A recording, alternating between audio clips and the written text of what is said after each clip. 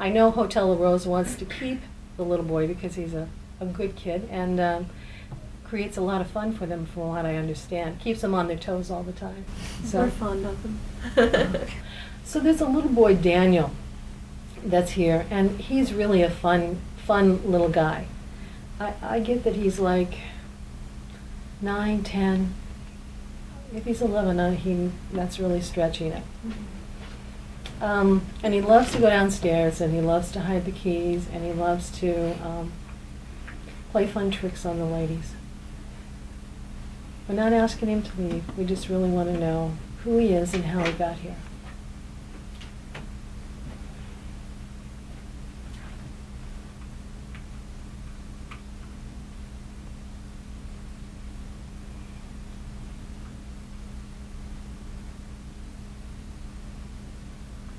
He says he came on horseback with his daddy, and he's kind of like standing tall and kind of very sure of himself at such a young age.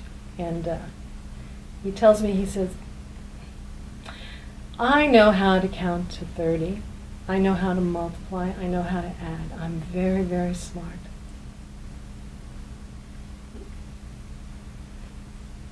What do you hear, Jean? Everything just is same. He's just doing just exactly as you said. Yeah. Yeah. And he absolutely has, I think, no interest in leaving because he knows when he's in a good place. He loves to ring. He says bells, but it's like a bell that would be sitting on the table, and you'd pick it up and ring it. Laura and Janet, this is the question. Do you find papers thrown on the floor often? Because he says that's one of his most favorite things to do. I had an experience up at the front desk with one of my front desk agents. Had a stack of papers just sitting on the desk, and my front desk agent and I were just talking, and the papers literally shot across the back part of the front desk.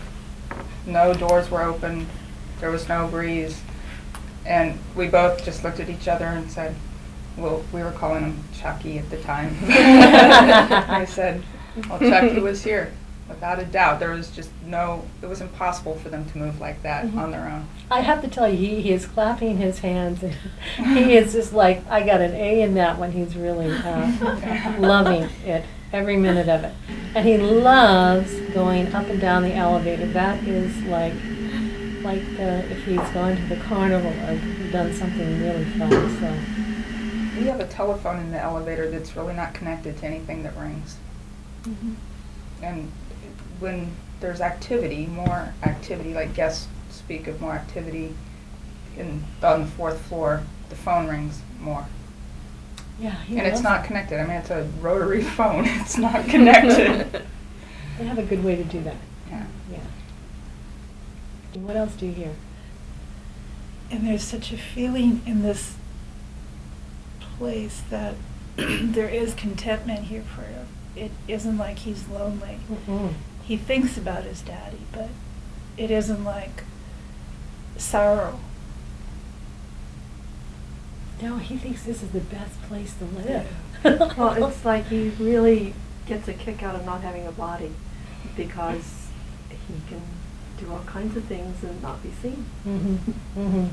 It's like a giant hide-and-seek game. Well, yeah, absolutely. Now, there's a little girl that likes to hang out with him. She's fairly close to his age. I don't know if she's younger or a little bit older. Younger. Okay.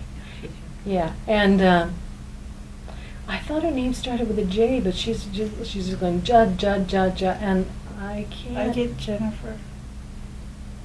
I don't know if that's right, but I get Jennifer. I got that too. Okay. Anybody else get a hit on it?